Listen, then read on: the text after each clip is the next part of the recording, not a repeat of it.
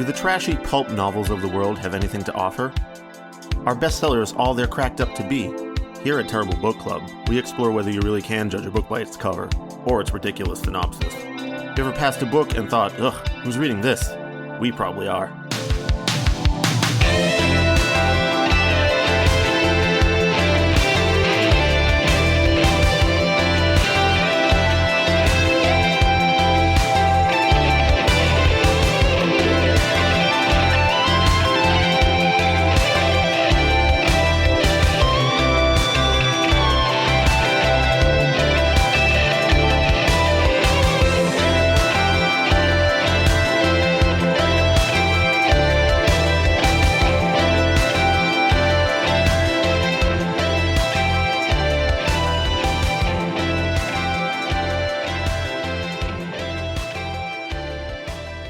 Hello and welcome to episode 230 of the Terrible Book Club. I'm Chris, and this is Paris. Hello.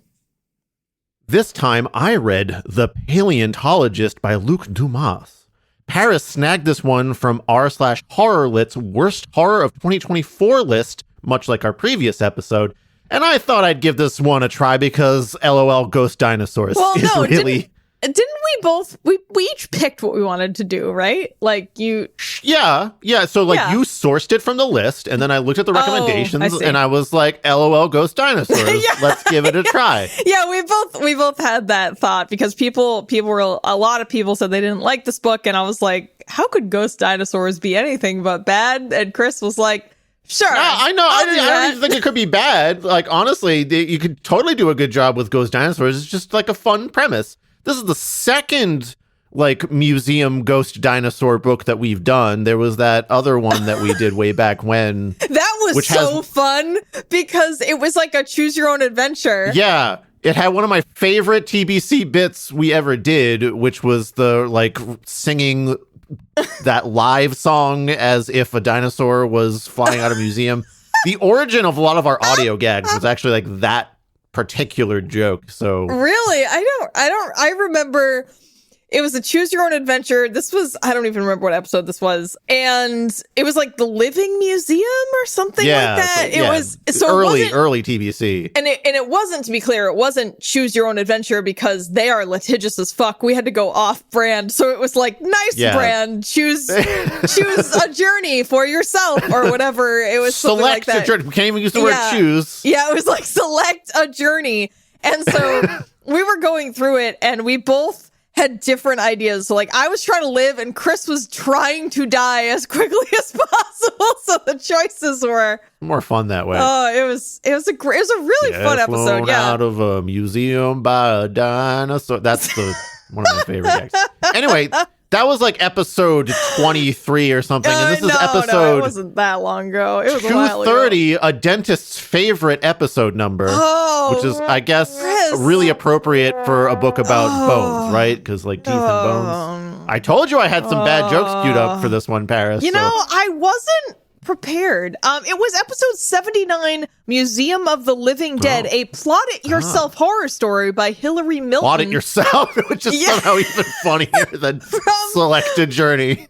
Plot it yourself. I'm not doing any of that. That episode aired on March 3rd, 2020. Oh, God. Oh, wow, really? So it was a book from 1985. Wow, that's horrendously appropriate for this book, as we will see shortly. So anyway, check out episode 79, Museum of the Living Dead, a plot-it-yourself horror story. Oh, and that was given to us by my friend Doug from the Vintage Burn podcast. I don't know if that podcast still exists, but Doug still exists. He's still my friend, and he's great. Thank you, Doug, for donating that book to the show 5 years ago. Appreciate you. Finally, we get around to thanking him. We thanked him on the episode. If this is your first time listening to this show, what we do here at the Terrible Book Club is read books that we assume will be bad based on their cover, title, summary, or some combination of the three. Sometimes we read books that our patrons, listeners, or friends recommend, or just some subreddit. So we do the opposite of what most people do in a bookstore or while they're browsing the internet. Usually this experiment results in a disappointing read, but once in a while we end up liking the book. Okay, content warnings. In addition to our usual barnyard language, today's episode includes discussion or mention of implied pedophilia, murder, child abuse, and the pandemic. Oh, wow. Okay.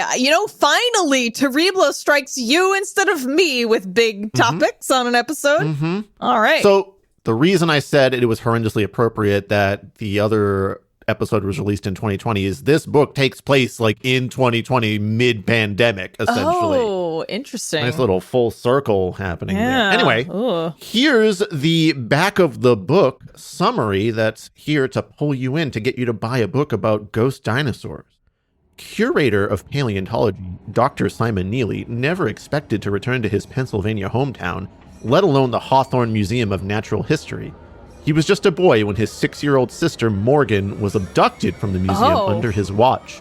And the guilt has haunted Simon ever since.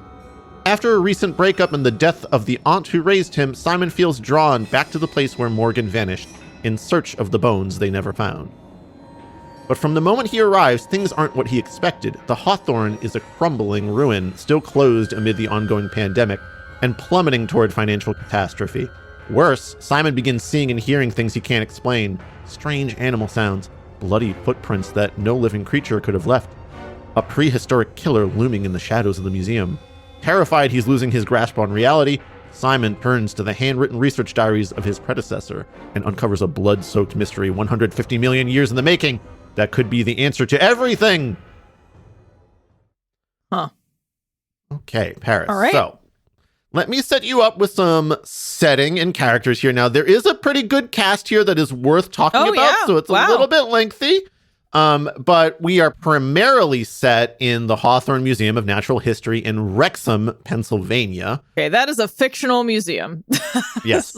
Some asides are made to like a primo fossil excavation area in Dulzura, Colorado. So like Simon pops up there at some point later in the book, but that's where his predecessor excavated some fossils from before. So like it's kind of a secondary setting, shall we say. Okay. Our protagonist is Dr. Simon Neely, paleontologist. We have Morgan Jenks, his deceased half-sister. Okay. Jolene, their mother. Dr. Kai Louie, Simon's anthropologist ex-boyfriend. We got Maurice the janitor over at the Hawthorne Museum. Fran Boney, the fundraiser for the Hawthorne Museum. She has a title that's like director of development, but she's just getting checks from rich people is her job. Okay. Craig Rutherford, current executive director and member of the Rutherford family, who is like in control of the Hawthorne Museum. It's a nonprofit, if that matters to you. We have Evie Mitchell, a big-time donor to the museum. Garfield Mitchell, her deceased husband. Theo, their deceased son. Also Theo, the Ceratosaurus specimen, who is also deceased, of course, for millions of years. Okay, all right. We got double dead Theos. Got it. All right. Yes. You have Dr. Albert Muller, former paleontologist at the Hawthorne, who was fired or disappeared. It's a little kind of unclear at some point. Okay. And then Xander Stain, the ceramics enthusiast. Question for you. So Morgan, his half-sister who was abducted, they know she's dead? Or I mean, she was never fucking seen again. So okay. All right. Simon, maybe at the beginning of the story, is like she might still be out there, but like there was like a funeral for her and everything, so they accepted that she was dead and probably gone. Okay, got it. Yes. Okay, so Paris, I'm going to get into the quite lengthy summary that I wrote for this book. The pacing of the book is in such a fashion that some of the bits of information that I'm sharing early on kind of get revealed later. Okay. There's some stuff I'll get into in like the plot construction here. So like I had to like leave some details out, gloss over other things. I wouldn't call this exhaustive, but I'm doing my best to summarize the mystery and how it connects to a bunch of like tiny subplots that are happening in this book, which is again something that we will discuss in the plot construction segment when we get to the rubric. Feel free to stop and interrupt at any point, obviously, because there's many things that you probably want to ask me about. Dr. Simon Neely arrives in Wrexham, Pennsylvania to his new gig at the Hawthorne Museum of Natural History. He's not actually that enthused about it for a bunch of reasons, which include 1, the museum is a crumbling ghost of its former glory. 2, when Simon shows up, there's no one there to tell him what his job actually entails, aside from the janitor, because the COVID pandemic is in full swing and everyone just kind of forgot about him. The janitor is like, I don't know how you paleontology, dude, but here's your office, I guess. Yeah. He calls him Dino Boy all the time. Great. Lovely. And 3, this is where his 6-year-old sister Morgan went missing roughly 2 decades ago. Simon has never truly gotten over it. His mother, who constantly battled addiction and poverty, blamed him for her disappearance. And Simon still has nightmares to this day, which include a horrifying entity known as the Bone Man. Okay. Who carries Morgan's and other folks' bones in a bloody bag while doing spooky dream guy shit to Simon. Damn. Simon was about 10 and Morgan was 6. Simon was into dinosaurs and wanted to see the big T-Rex specimen, while Morgan was super into bugs and wanted to stay in the bug exhibit. Simon left her there to go see the T-Rex since his mother simply dropped them off at the museum after getting them 2 tickets, since she knew Simon liked dinosaurs. Morgan disappeared and was never seen again. Jolene spiraled further into addiction and physically abused Simon even more than usual until he was taken by his Aunt Colleen to live with her. Yeah. Still, despite all that history, the pay was okay, and having recently been broken up with when his ex, Dr. Kai Louie, couldn't take his night terrors anymore after they resulted in a broken pinky, Simon felt to pull back to his old hometown. Oh, wow. All right. You got a lot. Ooh, that's a chewy start there. Mm-hmm. All right. Mm-hmm. I'm interested in this. Continue. Maurice the janitor seems amused at Simon's appearance, despite trying to wave him off at first since the museum is temporarily closed due to COVID. Once he figures out that Simon is the new paleontologist, Maurice explains that the former guy, Albert Muller, no longer works there due to effectively losing his mind over time. Okay. Maurice is cagey about what that means for now, but shows Simon to his office that's pretty much a glorified former storage space. Simon manages to get in touch with the guy who hired him, Harry Roach, VP of Research and Collection, who is so clearly a nepotism hire, who tells Simon to just lay low for a week until he's back from vacation. Okay. Yep.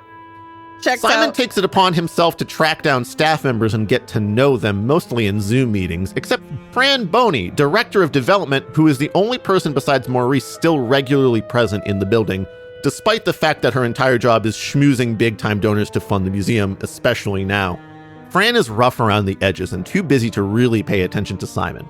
Later, Simon finds out that despite the fact he was hired on originally as part of a 5-year plan to revitalize the Hawthorne and put it back on the map with some new paleontology research, the pandemic put the kibosh on that. Craig Rutherford, executive director of the Hawthorne, tells Simon that instead they want him to attempt to finish the work of his predecessor, Dr. Muller, who had a Ceratosaurus specimen dubbed Theo that had been dug up by Albert and a team out in Dulzura, Colorado, and brought back to the Hawthorne.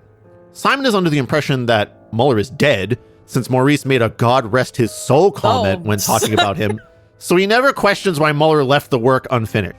Rutherford and Roach think assembling Theo will be a big draw to the museum and want it done as soon as possible, despite the fact that when Simon finds the specimens, they are stowed away in a hidden room behind a moving shelf in the basement, not properly organized and in fact partially ruined by moisture in the basement that completely destroys a leg bone. Well, fuck. Still, Simon must catalog the remains and assemble them into a displayable specimen with the help of some volunteer workers, of which he only gets 2 later on, and some contractors that make custom armatures for museum displays within a few months. Okay. In the midst of all this, Simon is beginning to have strange episodes after dark in the museum. This worries him since his mother, Jolene, was finally put under long-term care for similar episodes involving possible hallucinations. Aunt Colleen succumbed to COVID recently, and Simon has some virus-related anxieties. Combined with the added stress of returning to the place where the most traumatic event in his life happened, he abuses cough medicine in order to help him sleep, and he thinks this might be having an effect. Yeah, robo-trips are a thing, my friend. Robo-trips that are a he thing. can hear his sister's voice singing a bug-related rhyme she used to sing when they were kids, and also actual fucking dinosaurs like a Triceratops, a Ceratosaurus, and even pterodactyls that wreck the museum displays.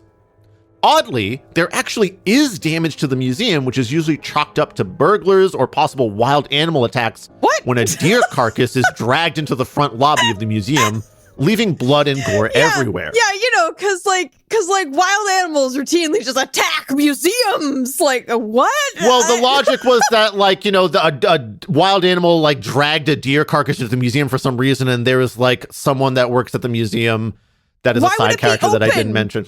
Why she's like, oh, shit, I guess I forgot to, like, lock the door when I left last night. That must be the explanation. What the fuck? Okay. I don't know about that, but all right.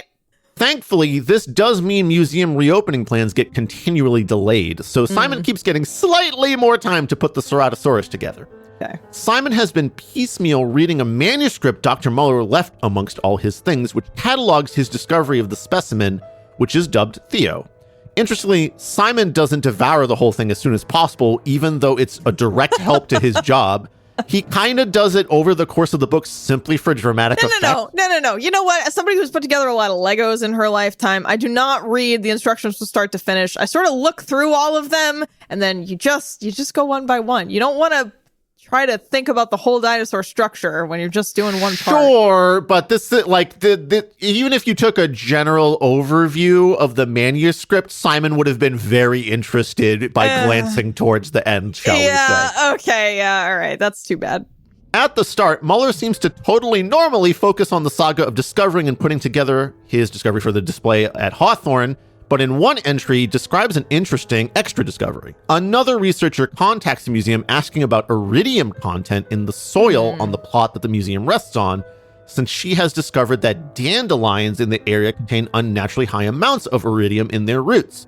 Dr. Muller notes that iridium is generally only found in areas where meteors have impacted the Earth, since it is considered a largely extraterrestrial in origin metal that occurs mostly in geologic strata between the Cretaceous and Paleogene eras. So that's a little science aside there. Basically, there is a certain layer of the Earth's crust that has built up over time. And if you look in there, it's the area that's between the Cretaceous and Paleogene eras. And there's a lot of iridium there because of, big old meteors. Right. This leads Dr. Muller to conclude that Hawthorne Hollow, the valley in which the museum rests, is actually an impact site of a splinter asteroid from the one that caused the KT event, an impact crater in Chicxulub, also known as the one that killed the dinosaurs. Yeah, that's a real thing. Yep. This is all correct as far as I remember from archaeology school 20 years ago.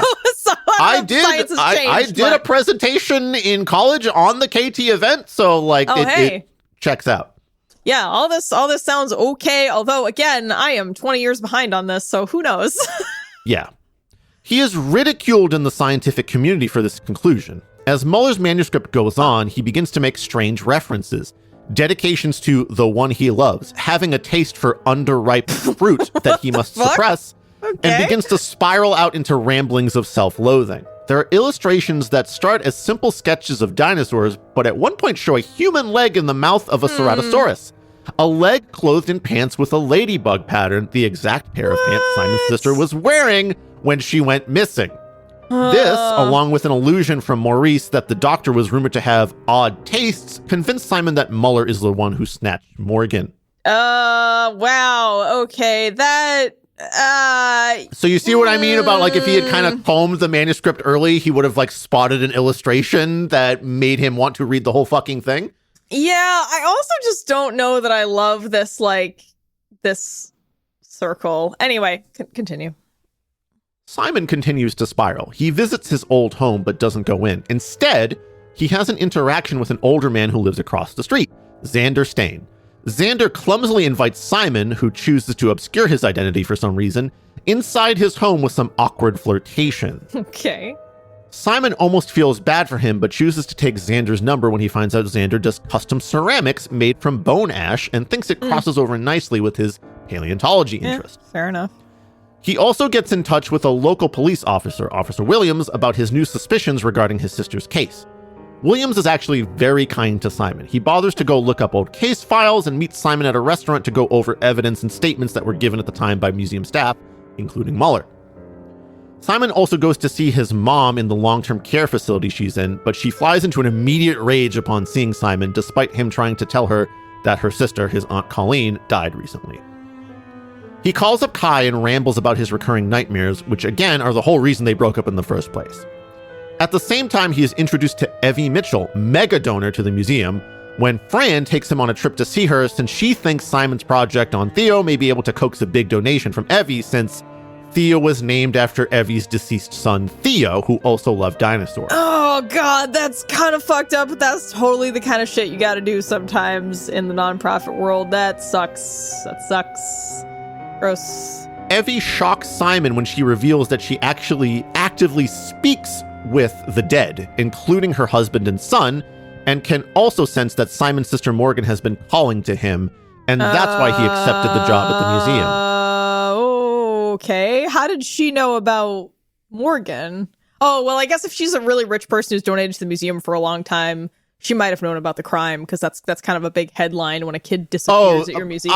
I should really make it clear that, like, everyone in the town knows, like, this is, like, one of the biggest events that ever happened in the town. Yeah. So Simon has to do a lot of, like, no, I'm not that guy. Stop bothering me about, like, they kind of recognize him sometimes. And he tries to, like, some people obviously clock him instantly, and others he can kind of be like, no, like, when he goes into a sandwich shop to order something, he can be like, no, you're thinking of someone else. Yeah, I get it. Okay. Further paranormal stuff starts to happen at the museum. Simon is lifted and dropped by a pterodactyl ghost in the planetarium/theater of the museum late one night. He has to run from a triceratops ghost. He encounters the ghost of Theo, the dinosaur, multiple times, including one time where Theo is merely laying on the ground and moaning as if near death plaintively.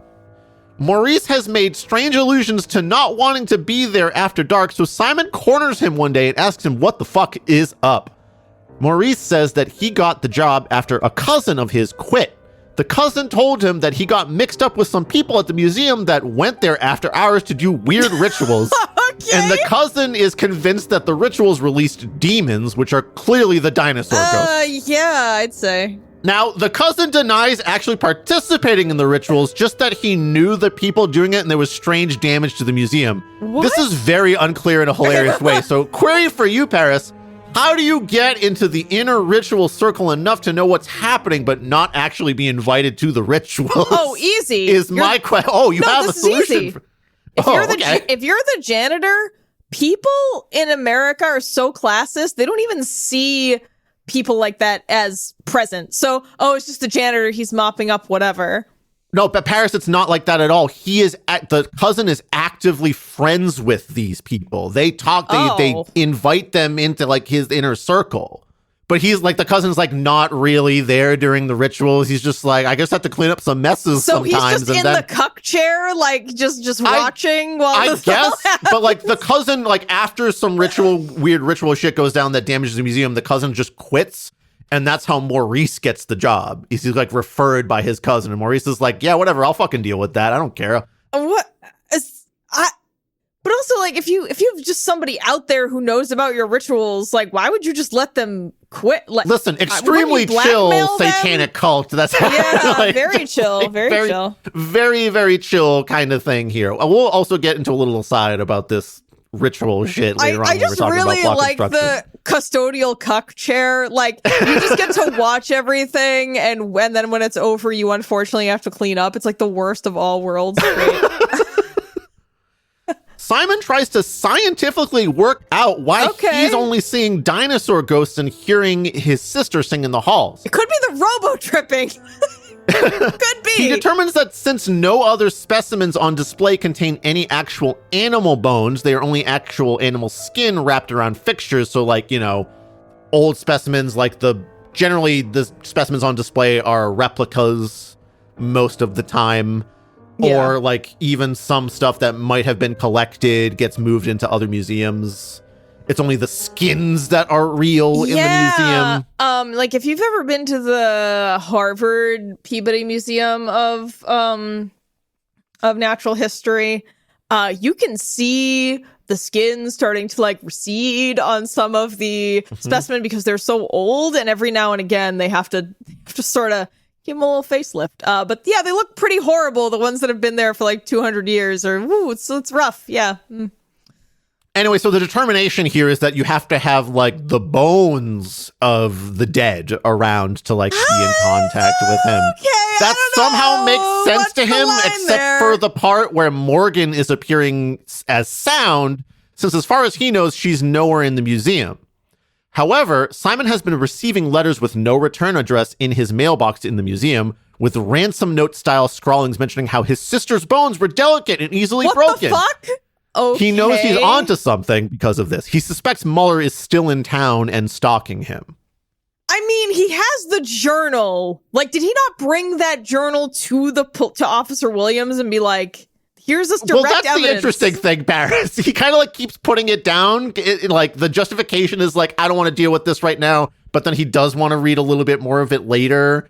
It's a little odd. Oh, right. Because you said he never actually gets to the most damning parts until the end with the unripe fruit and the drawing. Okay. Yeah. So like, the order of some appearance of things here is a little out of order from where they occur in the story. But by this point in the story, he has been reading, he went to Officer Williams. He does suspect Mueller. Okay, so he does. Okay, all right. Thank you for clearing that up. But Officer Williams is like, how do you prove any of it? Like, this is still ultimately relatively circumstantial. Yeah, but I don't know. Investigate. It's your fucking job to continue to follow the clues, Officer Williams. To be clear, Officer Williams is kind of doing that, but he's getting like some pushback because it's like a 20-year-old case. Right. Okay. Simon still at least has some pals. Evie takes him out on some excursions to her storage units and even to a community center one time when she plans on making a donation just to see if Simon likes the place. Okay. He has an awkward outdoors tea with Xander, who clumsily breaks the custom tea set Simon ended up ordering from him. Oh, geez. Simon feels so awkward that he kind of hightails it out of there. However, his continued spiraling makes it harder for him to complete the Theo project on time. But with all the paranormal shit pushing the reopening and Theo unveiling back, he has just enough time to make it happen. In the midst of all this, he discovers that there was a woman, Violet Sipple, who worked at the museum right around when Morgan disappeared, who filed a complaint against Dr. Mueller. Simon gains access to a locked archive room by stealing Maurice's keys and finds redacted copies of emails from Violet that accuse Mueller of something related to the disappearance of Morgan and names Garfield Mitchell, Evie Mitchell's deceased husband, a lying son of a bitch. Okay. Simon also finds a cassette labeled with a date a few weeks after Morgan's disappearance when he's helping Evie clean out some old stuff. And when they play it on an old boombox, they hear Craig Rutherford's father threatening Garf to cover up Mueller's involvement with the disappearance of Morgan. Why would you save a cassette with that recorded on it? Because Garfield is like, Garfield was trying to investigate things. He was actively trying to find out what happened to Morgan. Okay. And Craig Rutherford's father, who was in charge at the time, was like, don't stop fucking investigating this. We're just going to cover this up. But why would you save a tape of yourself blackmailing somebody? No, Garfield Mitchell made the tape. It is a tape for Garfield Mitchell to have as evidence against the Rutherfords. I'm so sorry. I'm getting all the rich people confused because they all have rich people, white people last names. Yes. And I'm sorry, I'm getting very confused. Okay. Simon attempts to contact Violet at the email address listed in her HR records at the museum, which he also got through nefarious means, i.e. tricking the Nepo baby HR intern into leaving the room for a minute so he can rifle through shit. Okay. He receives no reply. Later, after Evie gives Simon a bunch of boxes full of Garfield's old documents at the actual behest of her dead husband, because Evie can talk to Garfield. Oh, right. He finds a letter from Violet to Garfield that reveals Dr. Mueller specifically asked her to tell him when Simon and Morgan came to the museum. Violet is coming to Garfield to let him know she is completely convinced Mueller was involved in Morgan's disappearance and feels horrendously guilty about it. Violet was ultimately fired and never returned to Wrexham or Hawthorne. Wait, so that would mean that he already knew these kids and knew they were coming to the museum? I don't understand. Yes, correct. What the fuck? Okay, all right, that's crazier than what I initially thought. I mean, it's a big twist in the book where you're like, how do you know? Yeah, what the fuck? All right. Simon finally reads the rest of Mueller's manuscript, and he raves even more about his guilt. He brings all of this forward to Craig Rutherford, who immediately threatens Simon's job since he gained access to restricted archives through obviously nefarious means. Maurice is fired immediately. Simon must go through with a virtual gala event being thrown by the museum for its reopening and the unveiling of Theo. Shortly before, he finds out his mom is on the verge of dying from COVID, and through an iPad meeting, when he asks her where she got the museum tickets, she mentions the Bone Man. Okay. Simon also receives another threatening letter in his mailbox saying that if he wants what's left of his sister, to meet outside the museum at 11 p.m. the night of the big reopening gala that the Hawthorne is throwing. Simon attempts to give a presentation at the gala, but has a complete nervous breakdown and faints. He is fired by email and misses the Bone Man meeting. Fran comes by the next day to excoriate him for ruining her event and possibly the museum as a whole, but softens up when she finds out he was fired. Simon tells her everything, including his suspicions about Muller. She's like, wow, you should go confront him at his house. And Simon was like, you know where the fuck he lives? She drives him straight there, where he finds a couple renting the place. Asked if they know Muller, and they say, yeah, we're renting his apartment from him. When they show Simon the rental agreement, he is horrified to discover that the property management company leasing the apartment from Muller is owned by Xander Stain. Simon and Fran drive over to Xander's house. Simon goes inside while Fran takes a donor call that just happens to pop up. Simon finds Muller inside, frail and not very lucid. When he attempts to leave, Xander confronts him and gives him a big villain speech about how, yes, he is the Bone Man. He was leaving the harassing notes to Simon. He was the one who gave Simon's mom the tickets to the museum because he was one of the many men Jolene entertained to get money for her addictions all those years ago. Wait a second. Xander's the Bone Man? Yes. What? Sorry, I got the impression that Xander and... I don't know why, I just assumed Xander and the main character were like the same age, but... No, Xander is much, much older. All right, sorry, I missed that, and now I'm all jacked up. All right, continue. Xander is a South African man who vibed with Zulu traditions that involved using bone ash to commune with the dead, and combined that with a pottery hobby he took up a few decades ago in an effort to commune with his deceased mom. When animal bones didn't work, he graduated to wanting to try human bones. Originally, he wanted both Simon and Morgan, but Simon running off to look at dinosaurs prevented that. So Xander convinced Muller to coax Morgan down into the basement with promises of more bug specimens to look at. Muller just thought Xander wanted to show his neighbor's kid some special bones that he knew about somehow. Muller was in love with Xander and willing to do anything for him. When Xander murders Morgan, Muller is apoplectic, and Xander threatens to bring them both down if Muller goes to the police. So Muller helps Xander dispose of the body and clean it down to the bone by using a species of flesh-eating beetle known in paleontology circles for being adept flesh cleaners. There's a thing. Xander uses a portion of Morgan's bones to make a tea set, and during the throwing process is able to commune with his dead mother. For some reason, he was never able to get the rest of Morgan's remains out of the museum. He kills Violet Sipple in an effort to use more human bones and also cover up his crimes, but they are ineffective. He waits for years for another opportunity to get at the special family bones in Simon's family, and is overjoyed when Simon returns to town to work at the Hawthorne. He drugs Simon with a tea that Simon stupidly fucking drinks while Xander is giving his villain speech, and Simon passes out. That's it. Simon deserves his bones to be hollowed out. The end. You're a fucking idiot. Simon awakens in Fran's apartment. Apparently the donor was a 10-minute away drive and had a check ready, so she fucked off for a bit to grab the check, come back to hear Xander ranting through a closed window. She can't see Simon, but Muller bursts in and tries to stop Xander, at which point Fran also bursts into the house. She clobbers Xander with a statuette only to find Muller dead at Xander's hand. She drags Simon into her car and calls the cops from a phone in the house. She reveals to Simon that Muller's dying words are, "The girl is still in the museum."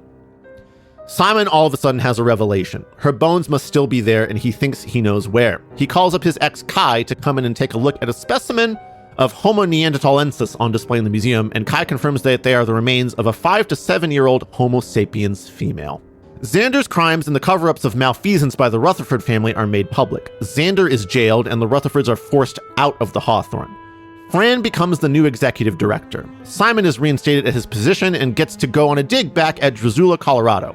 Turns out Theo the dinosaur had a sister he died protecting, and that sister's ghost leads Simon to her remains, which gives the Hawthorne the display of a lifetime. 2 related dinosaur skeletons from a species thought to be largely solitary. The end. Wow. Okay, Chris, first of all, phenomenal job on that summary. That was really, really great. Very detailed. It was very interesting. I appreciate that. So I want to make clear that, like, Theo's sister, the dinosaur sister, there was a bunch of references and like little breadcrumbs leading up to that revelation. It wasn't just at the end of the book. There was basically a tooth mark on a bone of Theo that fit perfectly with like a old style crocodilian specimen that was also in the area at the time. And Got it. like Dr. Muller thinks that this might be like, oh, maybe he was protecting a related loved one, which Ceratosaurus wouldn't normally do. But in the events after the KT event, perhaps they were forced to try to like stay together to survive. Right. So it's a lot of that. That's cool. It's a lot of that. Yeah, I got a lot of questions. Okay. Do you want me to ask them now, or do you want to wait till we get to plot construction? Because you might just bring them up during that. You know what? Let's go into plot construction. And if I don't cover a question you had at the end of the plot construction section, then I will, you can happily pose the question to me. Sounds good. All right. Thank you very much for that lovely rendition. Let's head into the rubric. Okay, starting with technical construction. Typos, formatted, it's all fine. This, there was an editor. This is a competent author. Moving Hooray! on. Okay, just jumping right over. Great, cleared that first bar. Rolling up the sleeves here for plot construction and content layout here, Paris. Okay. General coherence. At first glance, is not as bad as most other books we see here, but there's a lot of fake outs that are totally unnecessary. This was a book that when I finished it literally 2 nights ago, Paris, I contacted you and I was like, this is fine. It might even be good. But then as I had a day or two to digest, I kept going, wait a minute. Hold on a second. Why was this the case? So I feel like I turned my brain off as I was like barreling through this in a 4-hour reading session. And only when my brain reactivated a day or two later, because it takes that long to get back up to speed, did I finally have some questions. Yeah, I gotta say, the terrible books really do like depress your cognitive abilities for a time. There's a refractory period after we finished a terrible book sometimes. 100%. Okay, so the first big thing is Maurice insinuating that Dr. Muller is dead with a God rest his soul comment. Yeah, he's not dead. So what was that about? It's wholly unnecessary and really placed there as a little bit of a confusing rug pull when we find out like 4 to 6 chapters later that Dr. Albert Muller never died. He was just, simply like fucked off somewhere. And even that's a little bit...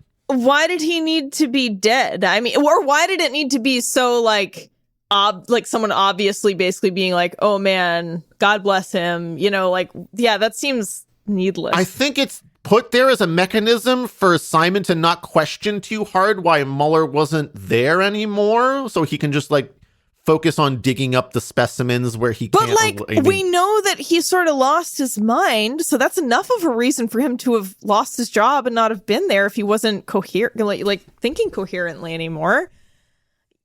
This was a giant red flag for me for that reason. There is enough going on in the book. You don't also need to add something like that. I agree completely. Secondly, so there are many asides to Dr. Muller's manuscript in the book. In fact, that like when we see Dr. Muller's manuscript printed in the book, it's like okay. It's like rendered in the book. Yeah, pieces of paper happening here. Okay, that's cool. And they just pop up periodically as Simon decides to pick up the manuscript for a nice read every once in a while. Yeah. Again, right. I don't understand why you wouldn't just tear through like if the problem that you had is that there is no provenance for a lot of specimens and there's not really great organization, and then you stumble upon a manuscript by your predecessor detailing out the discovery of the bones and like the process of like the project of putting it together, wouldn't you read that whole fucking thing immediately? Chris, because that's part of your job? I gotta tell you, ADHD is real. And a lot of academics have it. So, like, sometimes you can do 5 or 10 minutes of a task and your brain just needs to do something else. And that's real. But I feel like the moment you start suspecting that this guy was involved in your sister's disappearance, it would become a hyperfixation very quickly. Yeah, I agree. The hyperfixation switch would flip on at that point because that seems to be more important than anything else going on in your life, probably. So, yeah, that is a little odd. So when Dr. Muller is writing about, quote, his appetite when he didn't want to be doing any murdering or molesting anyway, it seems very implied that his appetite is for young girls when in fact it's just Xander, and it's not even like really fruit is Xander? Like, I guess I'm going to read to you the particular passage that I had a problem with. Okay. So this is, again, from the research diaries of Dr. Albert Muller, November 20th, 1999. This is like a couple of months after Morgan's disappearance. Okay. A morass of black unease churns within me. I can feel it, the angst that has steadily accumulated under my skin since the day Dr. Brito revealed the identity of the mystery specimen.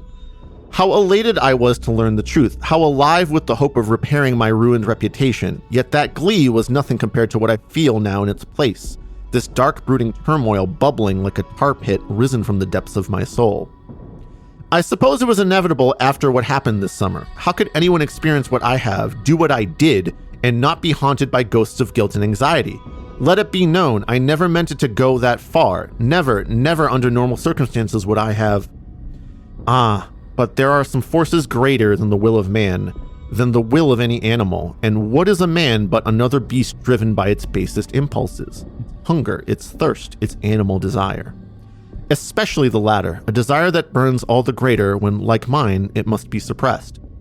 How unjust it is! What is so wrong with having a taste for underripe fruit? So rarely have I indulged in the delicacy, but there is only so long a beast can hunger. We all have our weaknesses, but now I know mine.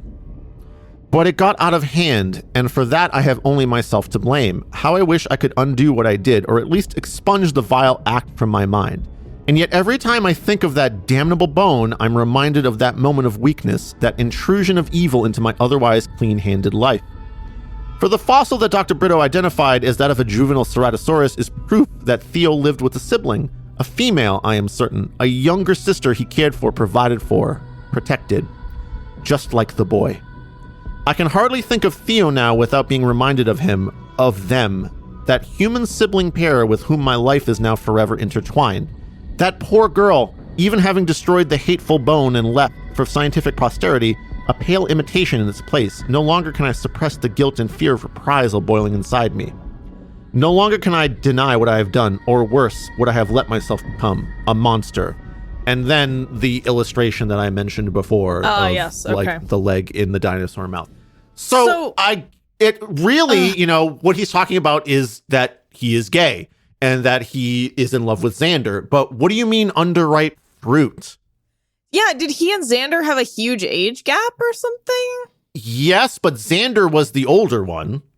So he would be riper, if anything. Wait. Xander was older than Dr. Muller? Oh, no, I'm sorry. I have that wrong. It was a little bit backward, but they weren't that. It was like a 7-year difference. Yeah, then that's... What? Yeah, to me, that feels like just way overbearing misdirection. Yeah, you wouldn't write about your homosexual desire. I mean, I'm not a gay man in 1999, but like that doesn't seem right to me.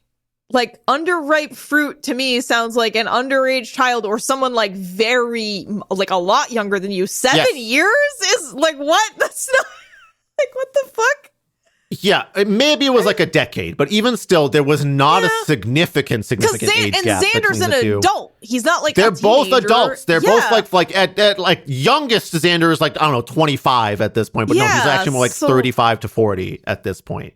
The fuck then? So again, this is a huge example of some needless misdirection just to kind of like add the layer of implied pedophilia. Especially to be clear.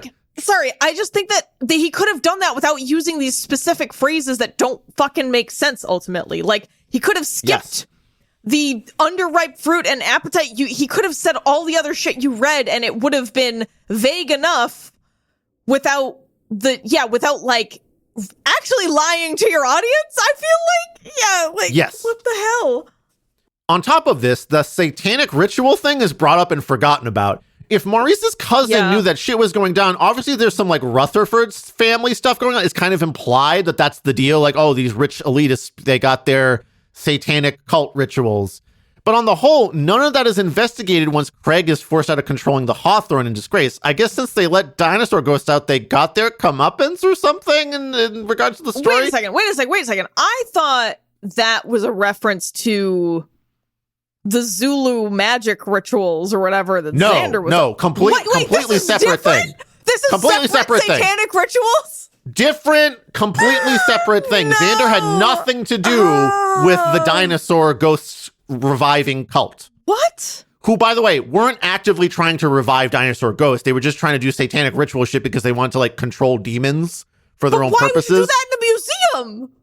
Because that's, there's a lot of dead things in a museum. So there's like more of a access to the dead lands. Even though they weren't specifically trying to go for like dinosaur ghosts or anything, but there were dead dinosaurs there. So that makes it better for the rituals. Okay, I was already out at when you were like Zulu rituals. I was like, whatever. And I thought this was kind of that.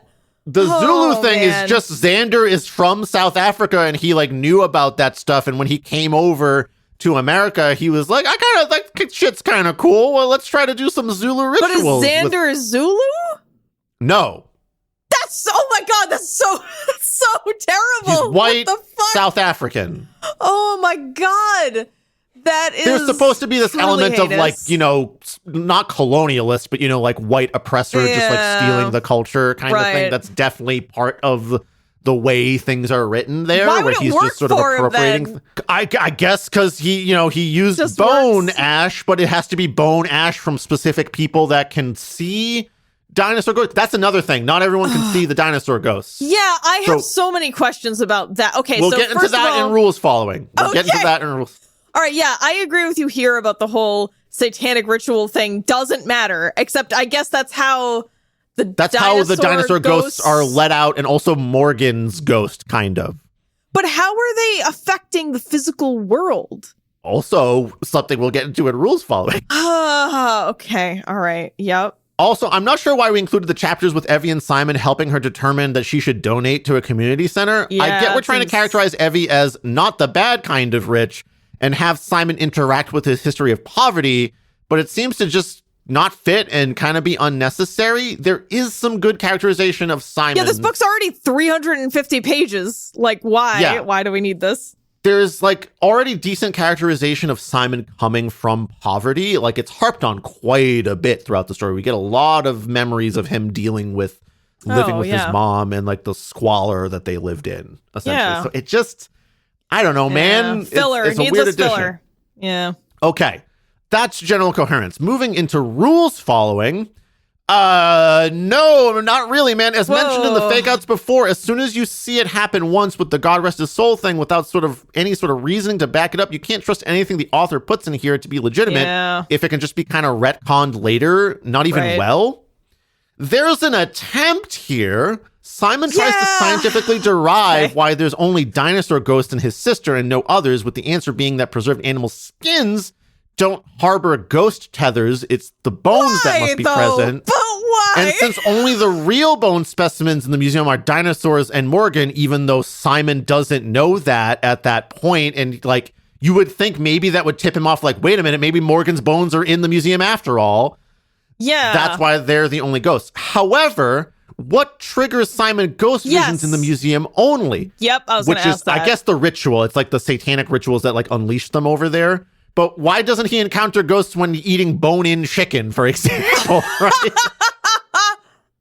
When he goes to Dulzura at the end, he only sees Theo's sister, the dinosaur, ghost, and no other specimens, even though there was no rituals happening there, assumedly, either. So you can see a ghost that wasn't ritually unbound. Yeah. I thought it was implied that the satanic rituals unleashed ghosts in the museum, so why was there like a tiny ritual near Theo's sister bones in Dulzura? Or something? Like we just had a little satanic ritual as a treat? Or like... It's just a pocket-sized one. It's like a Polly Pocket. You just like pull it out and it's like a little mini satanic ritual, plays the song. So yeah, if ghosts can appear without the rituals, again, I feel like anytime you eat like a nice flat wing or bone-in wing, the ghost of the chicken is just like standing there like, you fucker. Yeah, you especially because like chickens and dinosaurs are related. So like, I hope they didn't serve chicken in the museum cafeteria. The museum cafeteria, no chicken on the menu mysteriously. We don't know why. But yeah, I really want to understand, why is it the bones and not the skin? Why is it the bones and not the skin? I don't get it. Is it the bone marrow? is it like that's where the best DNA is? Therefore... What is strange about this, and we'll get into this into moment to moment, is that this book has a lot of academic stuff in it. Like, it goes into deep detail about like paleontology and like the process of unearthing specimens and like the distinctions between different dinosaur species. There's a lot of like ruminating about different theropod species, like the differences between a T-Rex and a Ceratosaurus and an Allosaurus, and then like an in-between species of all of those things. And like there's scenes that I'll read from later with like the exec suite at the Hawthorne, like having no idea about the differences between things. And when they give Simon this project, they're like, I don't know, give us a fucking T-Rex. We know there's not an actual T-Rex, but like, I don't know, Dr. Muller had some kind of T-Rexy thing in there. Build that again. You know what though? I was just thinking, and like, it wouldn't matter about like bone marrow having DNA because these are fossilized bones. They've been mineralized. And when that happens, there's no more fucking DNA, right? That's what I remember from fucking dinosaur school when I was in dinosaur school 20 years ago. I didn't study paleontology, to be clear. I studied like colonial archaeology, which is very different. More like ceramics and soil. I was terrible at it. That's why I didn't become an archaeologist. Fun fact, bad at it. But I think that the DNA like gets corrupted or no longer exists once a bone becomes mineralized through fossilization. But maybe I'm wrong. So then I'm like, so why the bones and not the skin? Why the bones and not the skin? Well, like, this is my song. Mineralized bones at that point too are enough for dinosaur ghosts to be unleashed. I am having a hard time with this because like, if you're gonna go to the length of trying to science-fize this and like come up with a reasoning, which I like I'm glad when books try. I appreciated the effort. Yes, we often complain when books don't give it a try, but I'm struggling with this explanation. I mean, let's be real. There's not going to be a scientific explanation for ghosts that's satisfactory because that's not true in real life. So yeah. You're not really going to get a good one, but like at least have some like, oh, well, the minerals have enough of the leftover paranormal juice from millions of years of being compressed. If you squeeze bones enough in enough rock, you'll get like it's paranormal oil deposit. I don't know. I mean, I know there's like something. I don't think it's like there's no DNA left when something's fossilized, but I think it's like corrupted or not. I think it's like trace and very degraded, but you can't like I don't think you could use that to like clone something or something like that. Cause like even in like Jurassic Park, right? What they did was they extracted the ultimate scientific totem pole by which we can judge all time. So they had found something preserved in amber. And then they had taken that and mixed it with like frog DNA, which is like how the dinosaurs became hermaphroditic, right? And able to change gender because of the frog DNA. So like I there's something tickling in my brain about this. But anyway, yeah, I don't know. It's a little tough for me. And I guess he went with bones because museum has more bones, I guess, and because the Zulu magic seems to depend upon bone ash. I don't know anything about Zulu magic. So I don't know if that's even accurate. Yeah. Also, same here. Okay. So now I'm over here looking up Zulu bone magic. This is what I'm doing on a Sunday afternoon. Okay. But while we're on the topic, similarly, if throwing bone ash ceramics allows communion with other dead people that aren't part of, it's not their bone ash. Yeah. How the hell does that work? Also, Xander only uses just enough for a tea set, but there's enough bones left over to be used as a display item in a museum, which, by the way, it's literally in the book, this display of Homo neanderthalensis supposedly just appears in the museum with no record or anything, and everyone's just like, oh, I guess that's... What? That doesn't make any sense. Yes, that does not make no any one sense. questions where the Homo neanderthalensis specimen came from. Okay, another thing I was going to ask is why does needing bones for bone magic mean you need to murder children? You could just get bones somewhere else. What the fuck? Xander tried that. Oh, and it didn't work great. So he was like, clearly I need people that have been alive more recently. Fresh And bones. he has the evil villain monologue of I was hooking up with the poor lady across the street and her kids probably wouldn't, like, he originally wanted to kill her, but then for some reason he was like, I'll just get the kids instead. Like, no one will care about those missing kids because it's, you know, some lady in poverty that's an addict. I mean, which is super fucked up reasoning, but honestly, the parent probably would have been if she's an addict, why wouldn't you take her? Because the presumption would be that she sucked and fucked off or like died of a drug overdose. Like, the logic there is because people care more about children going missing. Like, and this then as evidenced by the whole town being up in arms about it. Yeah, so that villain thought pattern is a little strange. I mean, but you could easily just break into a morgue. I mean, they've got freshly dead bodies in there. Like, killing children. I don't. Is it easier to break into a morgue than to like convince a child into a basement? Well, think about all the setup that went into this child kidnapping thing. I mean, he had to like get his coworker involved. He had to give the tickets to the mom and hope the kids would get dropped off at the museum by themselves. I want to be clear about something. I want to be very clear about something. Xander did not work at the museum at all. What? He convinces Mueller to get the kids, like the one or two of the kids down in the basement. He can only get Morgan down there because Simon's separated. Again, Mueller had no idea about what was going to happen at any point. How did they know each other? I'm sorry. I thought they were coworkers. I missed how they just knew met each other. somewhere. They just met somewhere at some point, and like Mueller was in love with Xander. So like he started like bringing him around to the museum sometimes, and then Xander was like, "Hey, because those are my neighbor's kids, I want to show them something nice. These other things that we know about in the museum." Oh, okay. Seems like a lot of my neighbor's kids are coming. Let's bring them down to your special specimen collection so we can show them. Because my neighbor's kids are super into dinosaurs and things. Let's bring them down to your specimen collection. Killing the kids seems like a lot of work. I agree. Oh, final point on rules following. So ghosts can do corporeal damage in the book. What? But ghost footprints aren't visible to non-ghost seeing people. So Excuse me, do you remember those? Ghost claw and paw prints, Chris. Yes, these are dinosaur I'm sorry, you're right. ghosts. Theropod claw prints. Prints. So do you remember the scene with the deer carcass that got dragged into the lobby? Yeah. That was the ghost of Theo that dragged a deer carcass into the lobby. Except there was like all the deer blood on the ground. Simon, because of his special ghost seeing abilities for whatever reason, that's just glossed over. We accept that Simon's family has ghost seeing abilities. Simon can see theropod footprints in the blood. Okay. And even wants to take a picture of the footprints so he can like narrow down the species of like what kind of dinosaur ghost was this. Right. But no one else can see this. Okay, further question. Uh-huh.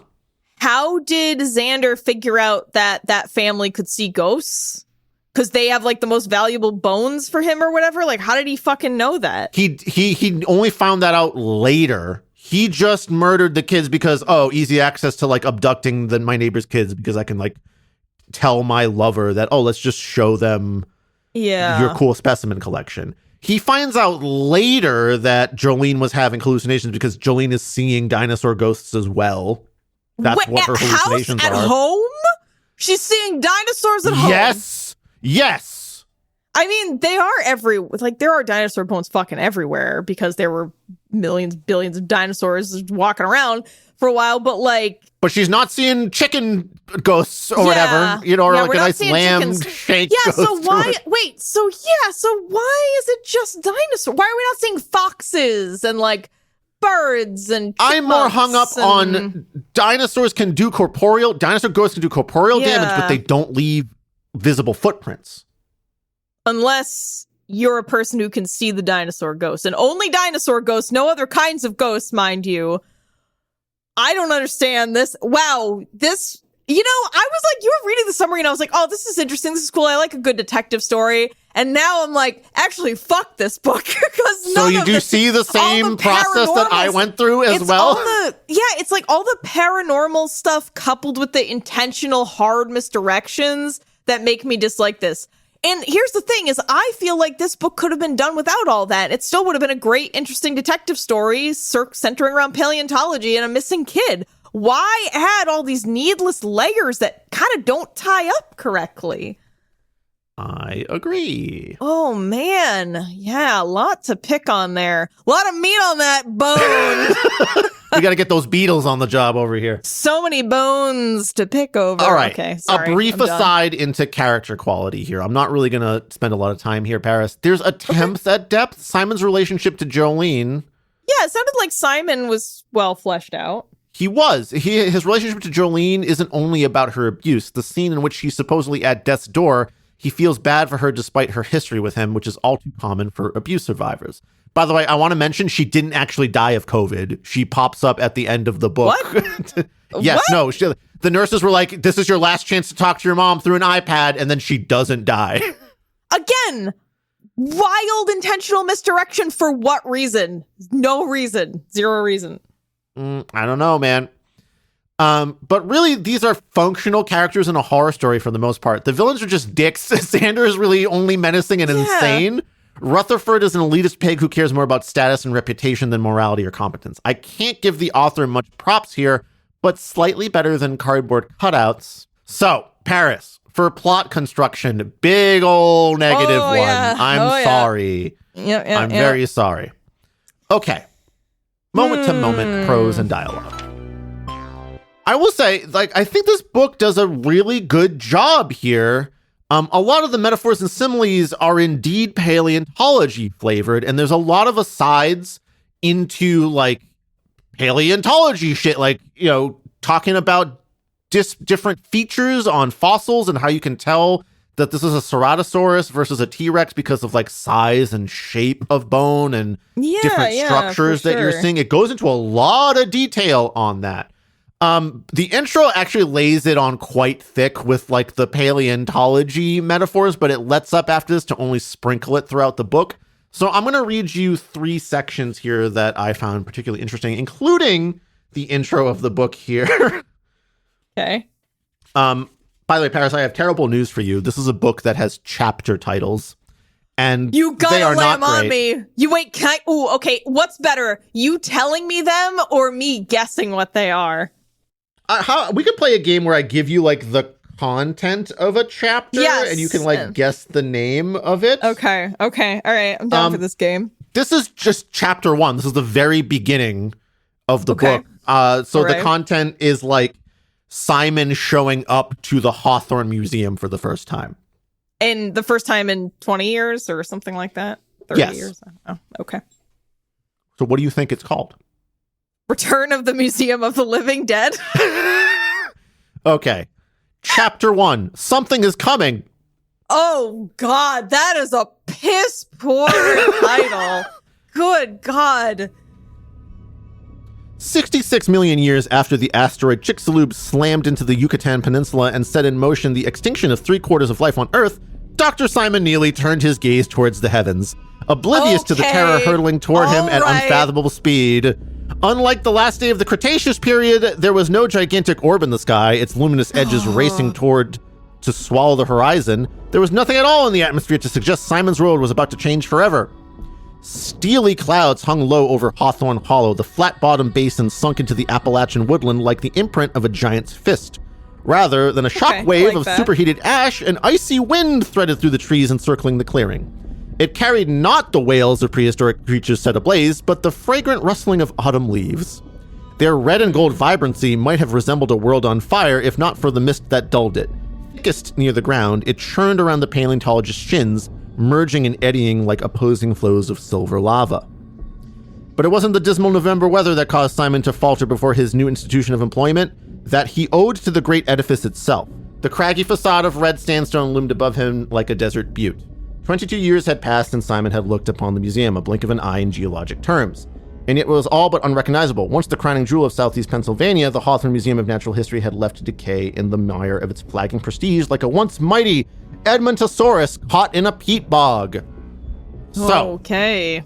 Again, really laying it on thick at the start there. It really lays off after that. So I just wanted to give you the most egregious example, but that kind of stuff is peppered throughout the book. And I actually kind of appreciate it when you don't do it quite so harshly. I was going to say that would have turned me off if I opened a book and it started that heavy with like, hey, did you know this is about paleontology? Yeah, but let's hear how it transforms as we go on. Okay. I'm mostly reading this for prose quality. You're probably not going to see many of those kinds of metaphors in the particular sections that I've picked out here. Ooh, should I guess the chapter title? Yes. So I'm going to give you the context here.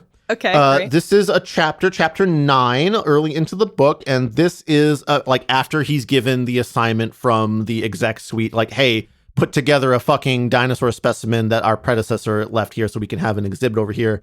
This is Simon going in to like find the specimen. So what do you think the chapter is called? Excavation. Chapter 9, Skeletons in the Closet. Oh my god, the chapter titles are fucking terrible. I really was expecting more creativity or more tact from, I guess, the summary. But then after, I don't know, maybe I shouldn't have. Simon expected that the bones of a nearly 40-foot-long dinosaur would be easy to find in a small museum, but like most of his recent assumptions, this was far from the reality. The theropod was not in collection storage, and the wider network of basement corridors proved equally fruitless. He found closets packed with chairs and tables, old decor, and forgotten event banners. A break room with a few stitches of furniture and a whiny avocado green refrigerator. A scientific library of leather-bound tomes and journals, each encased in a slipcover of dust. Nothing even resembling a T-Rex. He halted his search when there came a sound from the depths of the basement. Simon felt it more than heard it, a low burr like a deep rumbling breath. It reminded him of a crocodile's bellow, thought by some to be the closest relative of what many dinosaurs had sounded like. Then a thin sound like a nail being dragged across glass. Screep. Likely something mechanical, Simon thought reasonably. The groaning of an overworked boiler or a heater straining against the early December chill. He was more immediately intrigued by what he heard next, the squealing of the research lab doors. Someone had just gone in or come out, but who?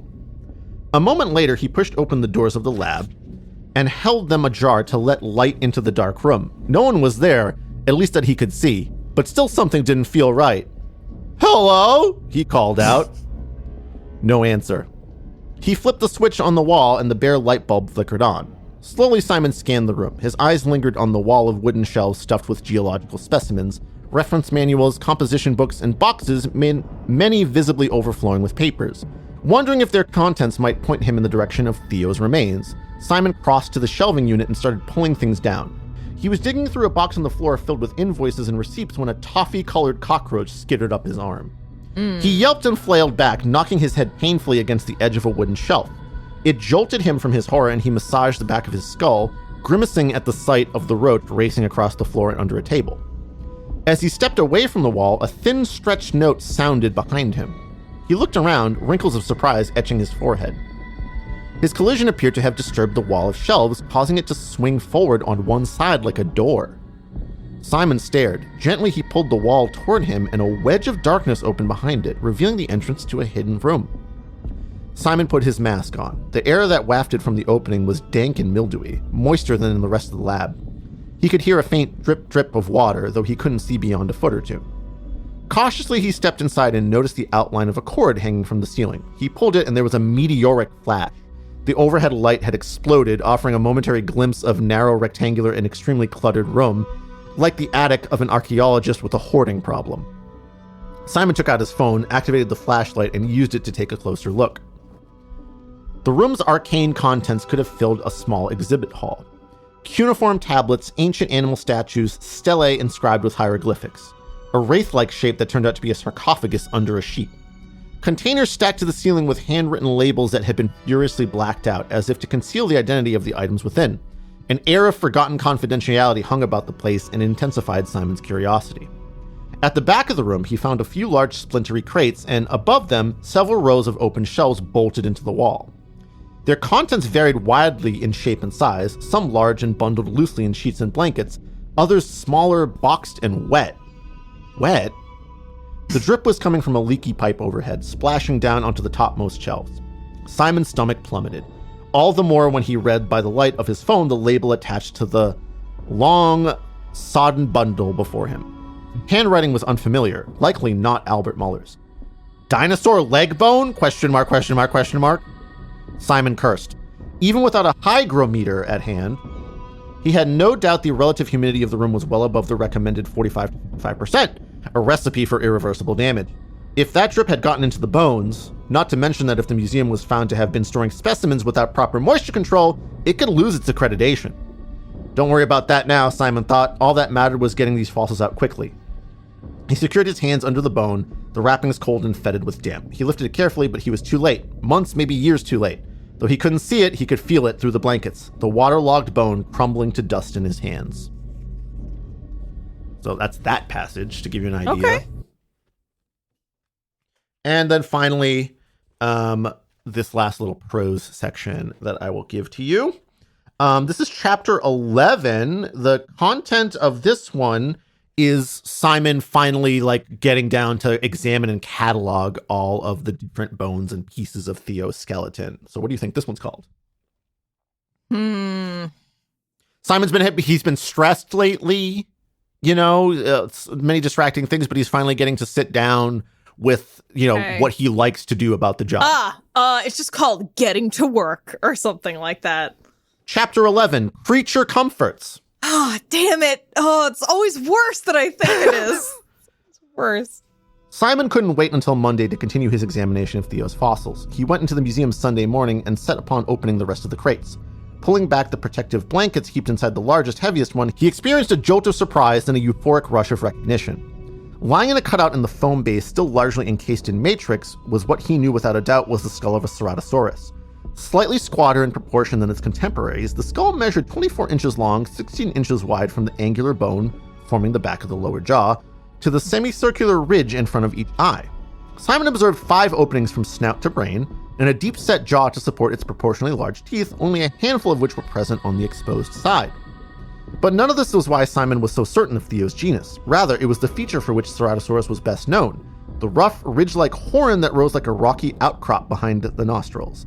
The protrusion was clearly present on Theo, though slightly chipped at the front, giving it the intimidating appearance of having been intentionally sharpened.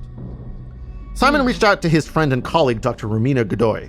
A large, slightly masculine woman with rectangular black glasses, she confirmed via a startling video chat that Theo was a member of this genus's type species Ceratosaurus nasicornis, roughly translated to nose-horned lizard. Extraordinary, she said, leaning closer to her screen. Simon, do you understand looking at? Depending what you find in the Matrix, this among the most complete Ceratosaurus skulls in existence. You're joking. The lacrimal ridge is just... And look at the orbital fenestra, almost a perfect triangle. Tell me the rest of the skeleton is this, and I'll jump on a plane right now. Don't book your ticket just yet, Simon said. He told her about the suboptimal storage conditions and the damage to several key bones. Romina was apoplectic. Who did that? She exclaimed. What idiot would store fossils in a leaky closet? That ought to be banished from the SVP and flung out into space on a plank of shit. I mean, yeah, I'd agree. But Simon was not convinced the person responsible had been a member of the Society of Vertebrate Paleontology. Based on what Maurice had told him, he gathered that Muller was long gone when the bones were moved into storage. With no paleontologist left on staff, it may well have been an intern or volunteer. Whoever was responsible, they hadn't made things easy for Simon. Nowhere among the fossils had he found a speck of documentation as to where they had been discovered, when, or by whom. No records of their succession either, the process by which an institution establishes legal title and ownership over the fossils. The specimen numbers attached to some fossils suggested that they had been individually cataloged, but after hours spent poring through paper files and journals in the lab, he had not a single mention of the Ceratosaurus. Not knowing where else to turn, he called Harry, who as usual had not a clue to offer. So that's a good example of a passage that gets kind of academic, right? There's actually other passages that go even deeper than that, but that's kind of the flavor, really pouring over size, shape, features of bones and what it means to be an academic in charge of these kinds of things. Yeah, I gotta say, I really appreciate the nuance and depth given to that. I mean, the book is called The Paleontologist, but we've read so many books where there's a theme and it's just so surface level and disappointing. But it seems like this author really took the time and care to make sure this was indeed a book that contained a lot of paleontology and that it was accurate. Again, I'm pretty far removed from from my shitty basic training I had 20 years ago, but that all, I mean, I don't know. It sounds pretty, it's enough to pass a first sniff for me, which is good, I think. But yeah, I don't know. I think we could take a moment to appreciate that, considering the horrible tripe we've had to consume on this show in the past. I would very definitely agree. Yeah. So moving into dialogue, this is actually generally a strong suit, as you kind of, like, there's like some brief asides here. I'll read some more passages. Maurice the janitor talks like someone who's amiable, but just trying to make it to retirement. Fran has a bone to pick, haha, with anyone getting in the way of her work. And anyone in the exec suite for the Hawthorne is smarmy and condescending despite their lack of actual knowledge. So I'm going to read you another section here, pretty much an entire chapter. By the way, the chapters here are like 4 to 5 pages tops. There's like a lot of them here. So like there's even some chapters that are like 3 pages. This is chapter 7. This is where Simon receives the assignment from the exec suite of the Hawthorne to assemble Theo. So, Paris, what do you think this is called? Putting it all together. Chapter 7, Dr. Neely's unexpected assignment. Oh my God, they're so terrible. Don't title your chapters, everyone. Just don't do it. Recently cleaned and cleared of the boxes containing his predecessor's old things, Simon's office was finally starting to look like his own. His diplomas, which he put up himself, hung low but proudly on the wall, and his name plaque had replaced Albert Muller's. I'm going to skip a little bit of a bit here, and we just go into the meeting that he's called into, a Zoom meeting that he's called into. Prior to the Thursday meeting, Simon had prepared a brief proposal for renovating the lab and outfitting it with the bare essentials. New work tables and light fixtures, a small suite of air scribes and tools, a shipment of new adhesives and consolidants to replace the more traditional Butvar brand of polyvinyl buttriol resin his predecessor clearly favored. It would be a tough sell given the continued closure of the museum and its lengthy list of maintenance needs, but a necessary investment if they wished to reclaim their scientific relevance. Apparently they did not. Just minutes into the dreaded meeting, Rutherford explained all such ambitions had been put on the back burner. I'm not sure I understand, Simon said. I was under the impression that strengthening our research function was one of the board's top priorities, that it was a key component of their 3 to 5 year plan. Oh, that. Yes, well, we do one of those every year. Heat rose to Simon's cheeks. He feared it would show, but thanks to his weak Wi-Fi signal, his video had frozen on a more agreeable version of his face. Now, don't get me wrong, Rutherford continued. All that research stuff certainly seemed like a good idea at the time. Heck, that's why we hired you. But the pandemic's got us running all over the shop. We gotta stay nimble to whatever is thrown at us. Of course, we'll never survive if we don't. Even so, I wouldn't say that. The ED's tone had shifted, a glint of steel beneath his hokey exuberance. The Hawthorne always survives. Harry smirked conspiratorially. Something about it made Simon uncomfortable. Rutherford chuckled, signifying the return of his good humor. But even so, we're pivoting our focus. That's where you come in. He explained that in 5 weeks between Simon's accepting the position and his first day of work, the board of directors had abandoned their research log for a new strategic focus designed to address the museum's perilous financial position. Though Rutherford hoped to reopen in January, it was no silver bullet. Admissions had been in free fall for years, promising little in the way of financial savior. In order to bounce back, we need something big, a shiny new object to rally our donors around and drive ticket sales and memberships in 2021. A consultant had been engaged to conduct a focus group of community leaders and stakeholders, i.e. Rutherford's friends and the museum's most generous supporters, who collectively decided that what the Hawthorne really needed was a new flagship exhibit in the Hall of Dinosaurs, a large carnivore to draw in crowds. Preferably a T-Rex, Rutherford says. Simon's stomach dropped. Although they were outside his area of expertise, he knew the genuine Rex specimens were exceedingly rare and unaffordable to all but the best-heeled institutions. Just weeks before, the skeleton named Stan had sold at Christie's, New York for a record-breaking $31.8 million. Don't worry, I'm not going to ask you to find me a T-Rex, Rutherford said. Luckily for you, we've already got one. Pardon? Or one of his cousins. One of the big meat eaters with the teeth and the little arms. What do you call them? I think you mean theropod, but they're not all... Simon faltered. Sorry, I'm confused. Dang it, Harry, what's his name again? The VP, who had found better entertainment on his phone, sat up in his chair, the smile dropping off his face. Say again? You broke up. Muller skeleton, what's his name? Oh, I know this. Shoot, what's it called? It's on the tip of my tongue. Theo, isn't it? Theo, right. I thought it might be. Do you know the species? Simon said. We were going to ask you. But when? Where? The video froze. Simon clicked around pointlessly, impatient to get them back. So, a true pandemic Zoom meeting represented in text. I know. It's actually a pretty good job. Very accurate. I also want to read perhaps my favorite dialogue in the whole story. So at one point in the book, I didn't mention this in the summary at all, Simon actually wants to go to Drusilla, Colorado to dig up Theo's sister's skeleton. And he's trying to propose that to Rutherford and Harry, but they deny him because they're like, we don't have $35K on hand to get you to do that, man. Fuck off. Yeah, right. So he decides to go to Fran, who recently like got a bunch of money out of Evie. And he was like, can you maybe like give me squeeze out another 35K? drop of delicious rich people money? Yeah. Yeah. So he's like basically coming to Fran to try to ask for more money. Hey, River, Simon said, any chance I could have a moment with Fran? Don't move, Fran barked. You, she said to Simon, in the hall. She pulled the door closed behind her with a slam. What is it? I need to raise 20 grand before lunch or they're shutting the lights off. I get it. You're busy, Simon said. I just wanted to have a word about this dig. I'm not sure it came across in that meeting, but this project is extremely important to the paleontology program, to the Hawthorne as a whole. Fran scoffed. And I would really appreciate your help funding it. I see you have reservations about asking Evie to support. Evie, Fran sneered, still disapproving of the nickname. Real bosom buddies, aren't you? No. Oh, please, I know about your little May-December thing. The woman's old enough to be your grandma, but have at it, kid. Don't be ridiculous. You know we're just friends, and frankly, it's lucky for you that we are, because I'm not sure she'd be supporting the museum otherwise. Forget it. She's my donor. It's my call. But you know she'd fund it in a heartbeat. Of course she would. That's not the point. Then what is the point?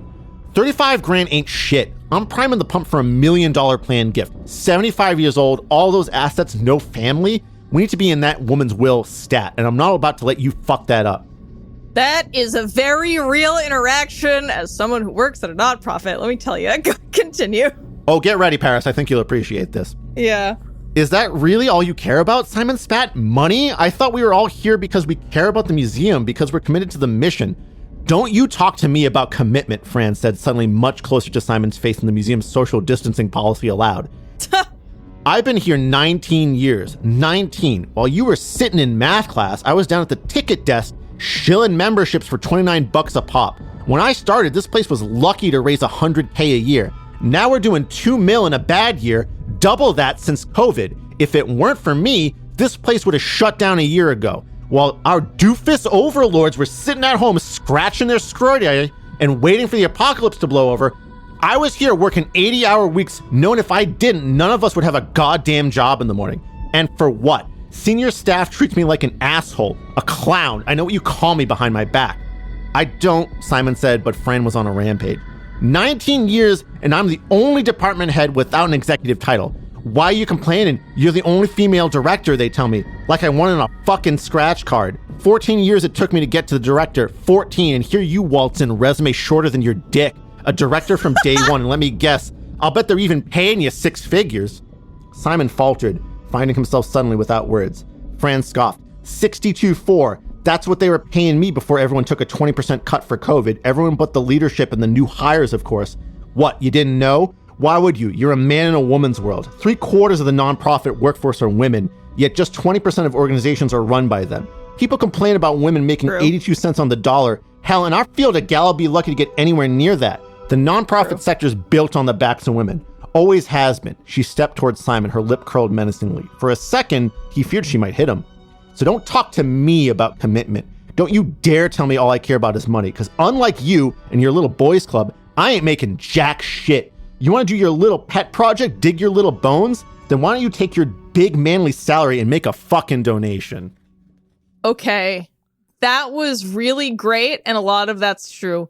However, although I don't know the size of this museum, $2 million is not enough to fund a paleontology museum, like a museum with paleontology and preservation needs. So I don't know. That's in the whole book, they're about to shit the bed completely. So, okay. The whole story is the Hawthorne's about to go under at any second. Okay, right. Maybe that makes sense. But yeah, everything else she said was true. And I think that was a really well-written section of dialogue.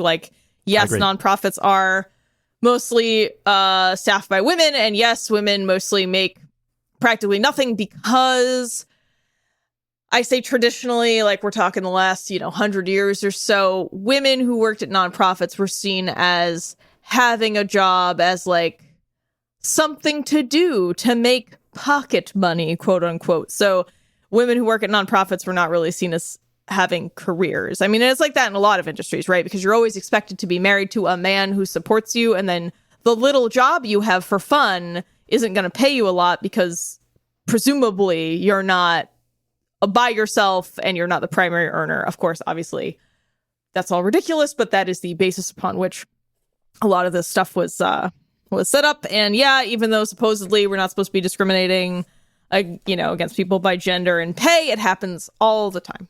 All the time. And I can tell you because I have lived that before. Oh boy, job I have now is great, but yeah.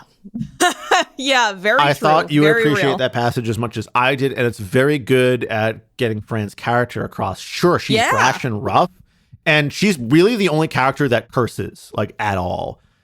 Because she's, like, in there all the time trying to make shit keep running.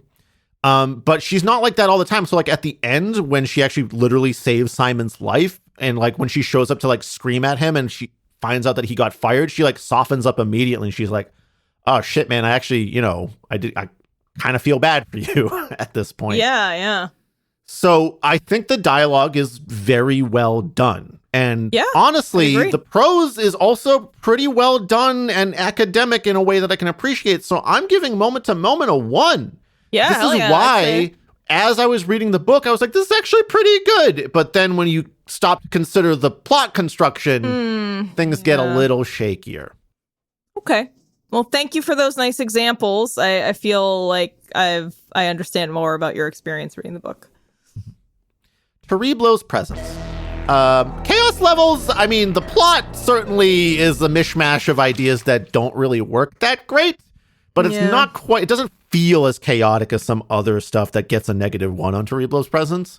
Mm-hmm. The hull levels here, I feel like the tentacles wrapped around me a day or two after reading this book.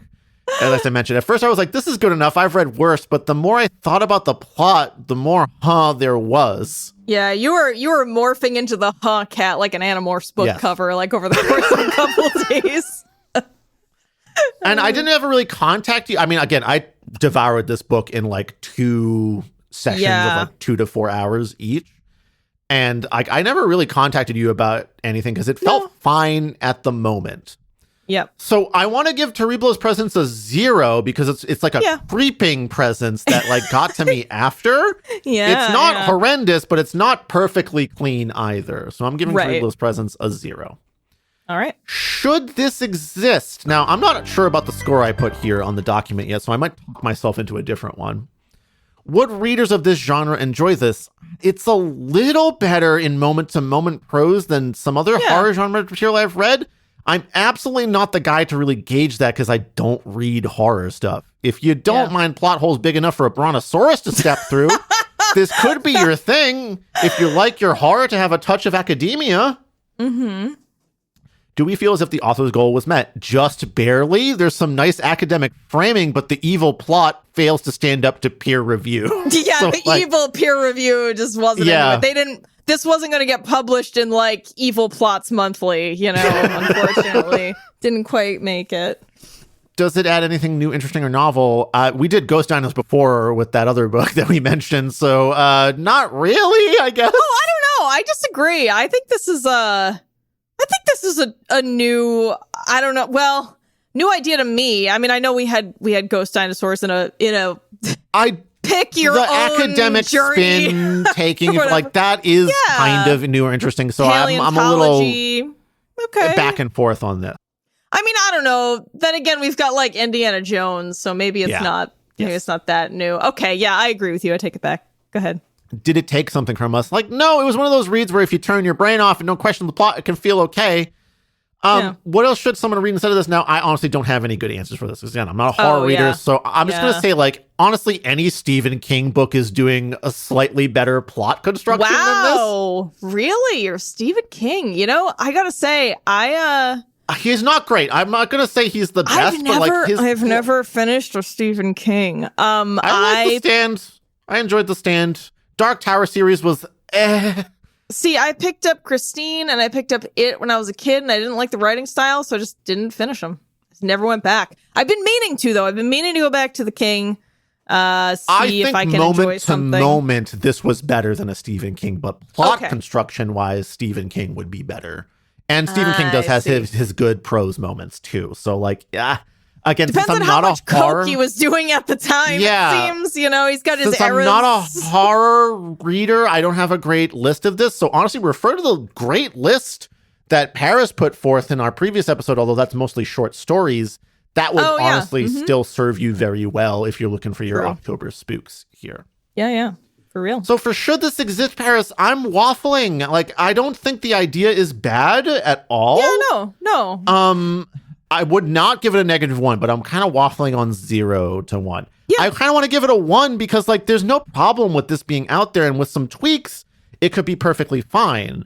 So I want to give it a 1. Tweaks, though. It's a lot of tweaks. Yeah. It's like a lot of turning of a lot of different keys. That's kind of what I mean. Is like I'm a little unsure here. So I kind of want to give it to you based on what you felt. Would you rather give this a 0 or a 1? Ooh, that's hard. It is, right? Well, I think it's easier if you look at the rest of your scoring and then decide if it deserves to be bumped up or dropped down based on that one last score. So far, technical construction was 1, plot construction was -1, moment to moment was 1, Cerebro's presence was 0, so we're at 1 so far. Okay, I think it deserves another 1, so I think it deserves. Yes, that's kind of what I thought as well. I feel like this is like a, because I think of other things we've rated on a 2 on our scale from -5 to 5, so it's kind of like a 1 through 10 scale, right? Yeah. So a 2 would be like a 7 out of 6 out of 10, 7 out of 10. 7. I can't do math. Yeah. Yeah. Which feels a little high for me based on how the plot was very shaky. I don't think but so. But the moment to moment is good. Yeah. And I think that, like you said, I think there is an idea here. Plus, think about other things that you've rated. I mean, you rated that Greek Maradonia book. You wanted to give it a 4, and I was like, nah, it's a 3, and you finally agreed it was a 3. Oh shit, so that's right. This definitely deserves a 2. If you gave that a 3, if I give that a 4, then this deserves a 2. Yeah, I eventually convinced you to settle on 3, but yeah, this seems decent. Just the plot needs I know that sounds maybe generous, but I think the idea was good and the writing seems to be decent. And I guess I'm also not like, I think the only other reason I'm like, oh, I want to give this one a little more credit is because I didn't get the sense from you that it got caught up in a lot of things that books with these elements get caught up in. And what I mean is when you have a mystery with a missing child and there's like pedophilia involved and you have gay characters too, I think a lot of authors can get caught up in the weird sex aspect of it all, get real bogged down in that, and it really makes the story suffer. And my impression from your retelling is that didn't happen. So I think this 100%. author deserves credit for that. I agree, 100%. So again, I think both angles here were present where I think people can get caught up in over-sexualizing either gay characters or stories with pedophilia, unfortunately, because they want it to be creepy and gruesome, and then it just ends up being like voyeuristic and weird. And it just seems like that didn't happen. So like, I really wish you could have scored this higher because I think it deserves at least a 3. If not, I think it deserves a 3 instead of a 2. But I don't know how we get there with the other scores. So yeah, honestly, too bad. It just doesn't make sense. I guess I could bump up Cerebro's presence to 1 if we want to be generous, but it's that creeping realization of wait, that plot didn't work at all. kind of. Yeah. And I think Cerebro's presence is how it masked. It masked itself to hide from your senses. So yeah, anyway, I still think credit due to this author. It didn't seem that terrible, all things considered. Definitely major problems, but there's skill there, and this author didn't seem to fall into some of the holes that other people fall into. I would agree. With these topics. So we're saying 2 out of 5 for the Paleontologist. Well, it's really a 7 out of 10, Sure, yeah, if that helps you reframe things. Yeah, it's a 2 out of a -5 to 5 scale, so that's actually higher than it appears. I think people forget that sometimes. All right. Okay, Paris, can we fix it? And like, my ideas are like, if you're gonna do satanic ritual that maybe involves rich people stuff and then abandon it, I don't know. I think you could have done a little bit more with the exec suite because, like, they're just evil Nepo baby dickheads. And, like, if you had, like, spooled that out a little bit more into, like, some of them maybe actually do kind of care a little bit about, like, well, this is an institution that does some good work, and I'm trying to preserve that institution, even though I'm covering up some horrible shit. There could be a little bit more fun nuance there. The Xander as a villain as a whole, like, I don't know, man. You need to really rework things from the ground up because he's literally just like evil bone ritual man that murders because he's like a little bit not colonialist, but just like, I like fancy art and I don't care if it uses human remains and I have to murder to get my fancy art. By the way, he still had the tea set that he made from Morgan's bone ash. Simon takes it and puts it in his house as like a little memorial to Morgan, which I was wondering what happened to that. Macabre, but like I can kind of, it's like he literally justifies it in the text as like, it's kind of like an urn, right? Well, and it's like all he has left of her after all these years. I mean, I understand. Well, there's literally her bones that were on display in the museum, but he gets to finally put those to rest in a grave site. Yeah, right. So I don't know. It's the villains that I have a problem with in this story. And on top of that, if we're gonna try to be scientific about why ghosts be around, I think you gotta really work out hard, like your justification. Like if it's gonna be like because bones be there, give me a little bit more reasoning as to like why mineralized fossils are enough to let dinosaur ghosts out. It really feels like he threw in the satanic ritual thing as a way to explain like why there's only ghosts there and not everywhere else. But then they're elsewhere too. So yeah, Theo's sister's ghost I don't think should have happened at the end. I really think you should just like, and he dug up the bones over there and without. His mom was seeing dinosaur ghosts at their house. Like around, she mentions like terrible, nasty lizards, and she wasn't like going to the museum regularly. Right. Yeah. So that's I don't know, man. Yeah, I gotta clean that up a little bit. Gotta dust off some more sand from those plot bones. I think if we just rework some of the villainy a little bit so that they are people that have a little bit of like nuance in wanting to actually, like they do actually care about the preservation of history, that could be a more interesting antagonist. And on top of that, reworking like the possible scientific angle, which again, as I mentioned before, is kind of impossible because ghosts don't exist. I'm sorry to say, I'm one of those people. Ghosts aren't a thing because reasons that, so if you want to throw that in, maybe it should be like, oh, well, do it like the fossil, the ghost material has like coalesced over millions of years or something, right? Like, I mean, or couldn't you just have gone with the emotional aspect where it's like evil people were doing weird rituals here, and because he had like this deep emotional connection to his sister being kidnapped and murdered in that very place, and then because this dinosaur had a sister that he protected, like due to their emotional energy and the combination of the ritual, that dinosaur ghost or those two ghosts were appearing, and like just those, just to him in the museum. Like I could I'm with you. I don't feel like there's enough evidence to suggest the existence of ghosts, but like I understand that we don't know everything about energy quite yet, right? And like I could kind of vibe with that because you're keeping it enclosed, right? It's not a free for all, and I think that's somehow for me more believable. Whereas what he went with in the story is just like fucking dino ghosts. I think you also could have gotten rid of like the need for the dinosaur ghosts to do corporeal damage as a mechanism to keep delaying the reopening of the museum. Yeah, that seems dumb. Like you could do other shit to delay the reopening, or just write it into the story that they're like, we're going to reopen in a year instead. Or they were having funding problems. Why couldn't it have just been constant funding problems? That's a real thing. Well, that's why they want to reopen sooner, right? To like get people back in the museum to get ticket sales happening. Oh, okay. But like you just say like, I don't know, fucking problems. That's real. Staffing COVID? problems, like the Delta strain hits or Omicron hits, and like people especially don't want to go to the museum, or it does reopen and still, we'll just put off the Theo exhibit until later because I don't know, man. Yeah, it's there's a so little many sloppy reasons in that regard. Yeah. Okay. Yeah, I agree.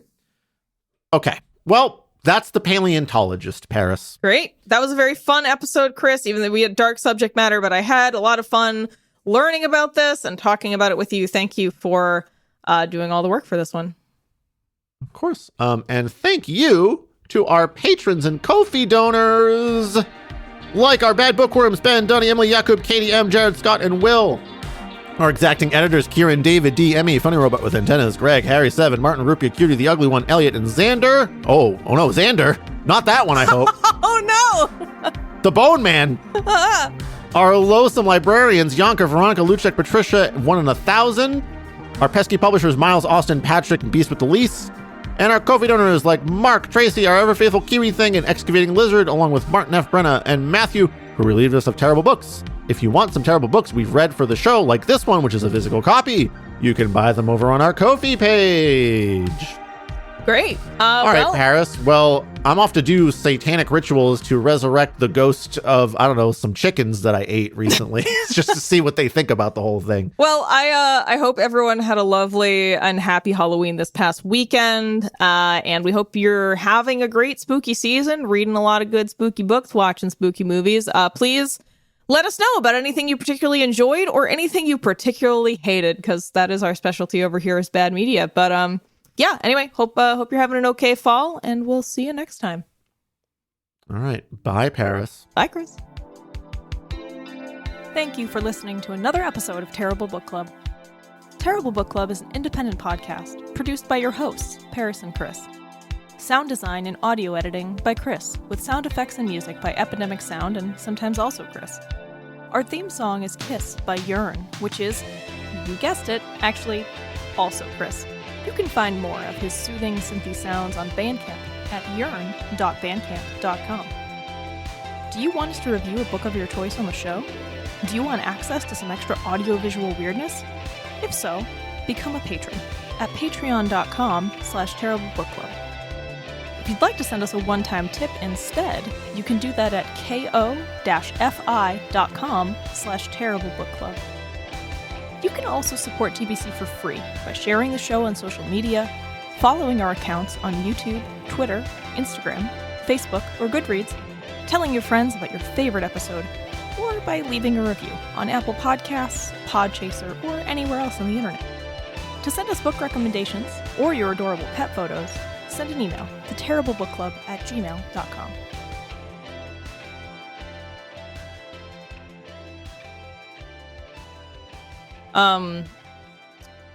While we were talking, I realized there were a bunch of messages in the Patreon chat, and I went in, and Austin was like, "Oh, I feel bad because I really like that author," and she like flipped out about our review, and I'm just like, dude, I don't get why authors like take critical psychic damage just because someone didn't love their book. I was like, did she miss where Chris like liked it and recommended it and said it was decent? Like, I don't understand. Like, we weren't like ripping on her for the review at all. Like, I don't. It's like, what? No, there's no way.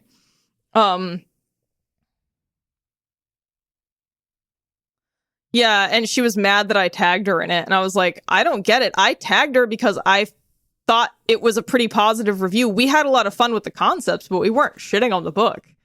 So I don't understand people. I just don't understand this authors being fucking thin-skinned babies. Like, don't put things in the public fucking domain if you don't want people to to tell you they don't love it. Like, sorry I didn't eat your whole ass in the review. Like, I don't what you want. Like, we weren't even mean. And she's like crying about it to her supporters. It's so funny. Can you imagine if we reacted that way every time someone hated our music? Like, I don't know. I don't get it.